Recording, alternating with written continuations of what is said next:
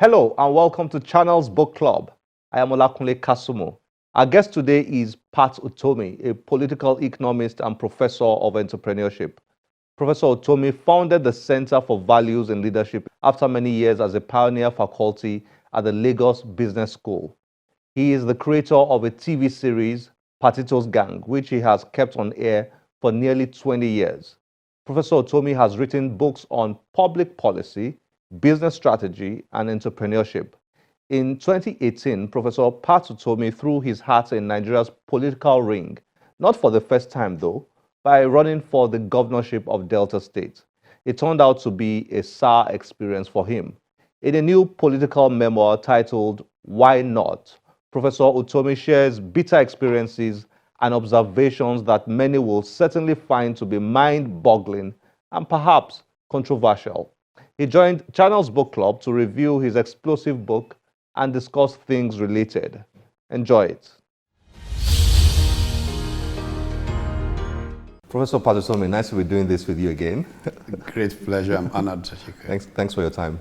Your new book, Why Not? Yeah. Now, Why not? Was this written by an angry, frustrated, fed up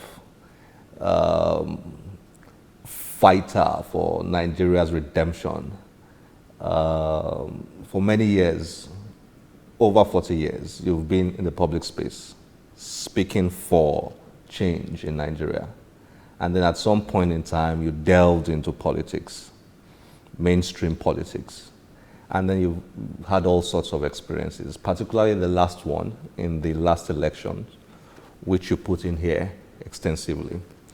I was reading and wondering, had you come to a point where you were fed up with what was going on in Nigeria's political space? Yeah. You can put all of those adjectives together and add more just to come to where I am sitting. This painful. If you're a real patriot, Nigeria can bring you to tears. If you're somebody who's just trying to either ride the crest of populist, whatever, or you're somebody who's just trying to make a name, it can be okay, you can ride it. But if you're a real patriot, if you have a heart for people, if you really are compassionate and realize that in 40 or so odd years, we've taken God's promise to the black man to save it from the humiliation of history and made what Nigeria is of it, you go to sleep weeping. And I have had that experience. My big fear is that what has happened to Nigeria may lead to 1,100 years of servitude for the black man. That is my fear. When you experience that, you write with anger. One of the things that has been said that I've heard a lot about you, people who have been skeptical about your sojourn into politics, is that you are so intellectual that you wouldn't cut it in the rough and tumble of, Nigerian politics. So I was looking out for that in your book. Then I stumbled on something that you wrote, page 72, thereabout. Let me look for it and read to you. Okay, an experience that you narrated here. I was surprised by how much time is invested by potential candidates in reaching out to those in authority in the political party hierarchy. Just to reach the chairman of the party and get him on your side and it's over, was a typical counsel in my consultation rounds. This was you trying to run for governorship in Delta State, and this is what you were hearing. Now, you then wrote further, many of the party leaders on the ground would frequently say, your ideas are fantastic and your plans for the state are liberating, but it will help a lot if you can get Tinubu or Shiomole to give us a call to indicate you are their man. The naked truth was that political contest was not about how to serve the people well, but it was about how well the party's owners felt about you advancing their personal interest. Now you wrote, I resisted this, even though the most frequently mentioned people from which a call would make a difference were ostensibly good friends of mine. I was reluctant to ask them to make a call to these people and never did because I found it demeaning to the idea of democracy. I read this and I said, okay, that's what they've been saying about Professor Utomi. You see, we live to set example. We don't drop into something that is wrong because it's the way they do it. This country suffers in many ways because we've not managed to build a democracy. I would have hated for somebody to write history and to say, in spite of what he said he stood for, he basically did not come out of it democratically. Did I talk with those people? I talk regularly in this thing I talked about house many times. I spoke with them. Yeah, I saw that. They, kept telling me things, but I was going to be sad if they actually picked up the phone. Okay, just give it to him. But I talked enough with these people that I expected that if there were people who meant well and they thought, because I may not necessarily be a good person to do it, and what I would have hoped for is, oh boy, we know you can do certain things, but your grammar is too much. Maybe you should just leave this. That place is Jaguda place. Leave Jagudas to do. At least I would have received the hint that this is not what. Maybe that would have been enough for me to say to those harassing me, see, even these my friends who are the shakers, suggest that I'm not fit. So please, people leave me alone. Let me go and continue trying to make a difference in some other way that I was trying before. But they never actually, publicly, they always gave the opposite impression. And I thought that was, because we were such good friends, I thought it was not even decent. There's something that friendship means. You don't have to say it frontally, they say it's politics.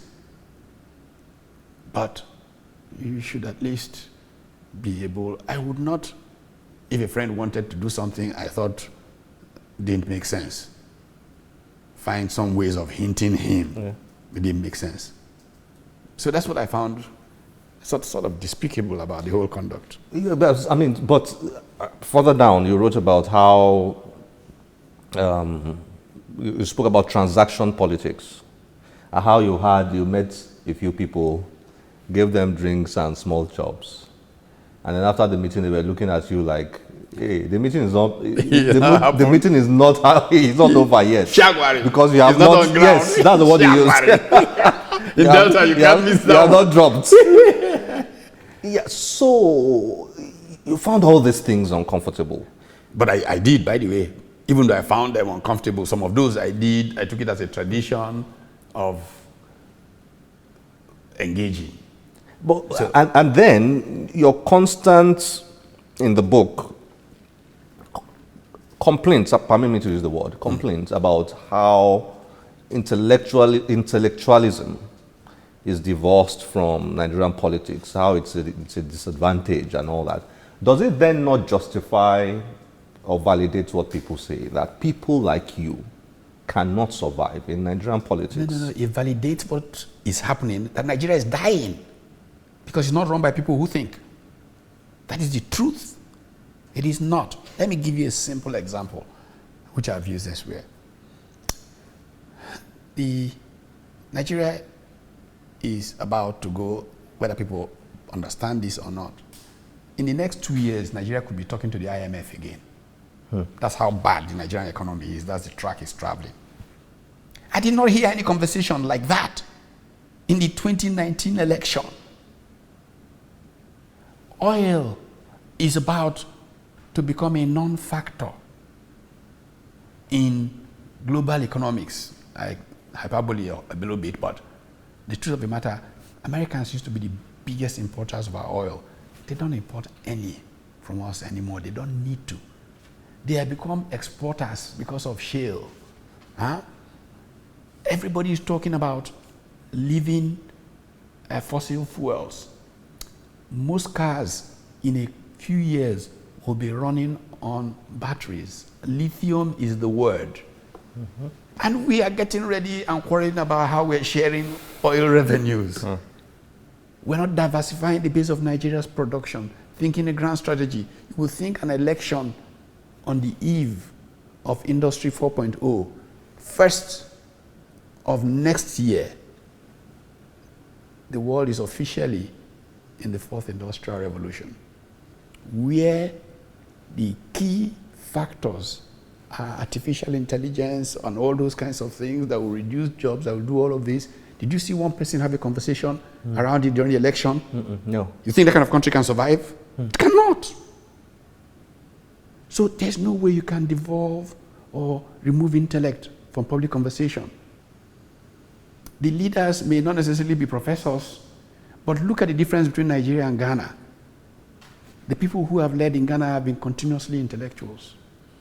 Whether a professor, whether a lawyer, they've been intellectuals.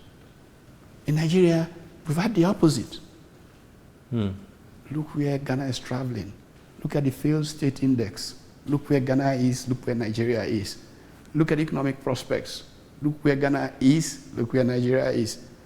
Ease of doing business, competitiveness. Just take all of this together. It's not about whether Nigerian politics is run by thugs. It's about whether, if thugs ran the politics and they actually engage with intellect, the country itself will be moving somewhere. But there's such a, in fact, intellect is given a bad name. The grammar will go chop. That if you are almost ashamed that you can think in Nigeria, in the political arena. It's almost a thing of shame to be able to think. There's consequence. The consequence that the country is dying. The information is there, the statistics are all there. And you see this and you are living inside of it. There are only two options for anybody who really is serious. You up and leave, or you say, something is wrong here. Can we have a conversation? That's all I've been struggling to do. They say, you can't do this from outside. See, people will say, these things. For years, I said, okay, let me do this. After all, in 1999, we, the concerned professionals, take most of the, quote-unquote, cream for pushing the military out. Some people said, we should get into politics. I was one of those who said we should not. And I regret it to this day. So it's not as if I was looking for. If I was looking for, that's my opportunity to jump in and go there. You saw the story with General Obasanjo, my relationship with him in the campaign and all of that. If I was looking for office, I would have harassed him until he appointed me finance minister, as they were speculating in 99.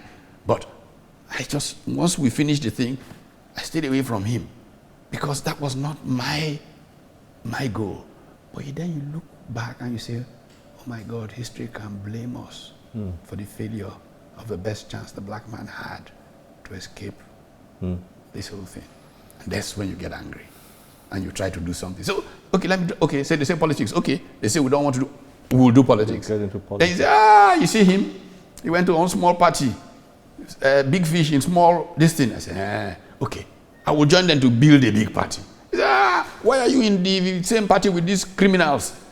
What will you do that will please them? You know?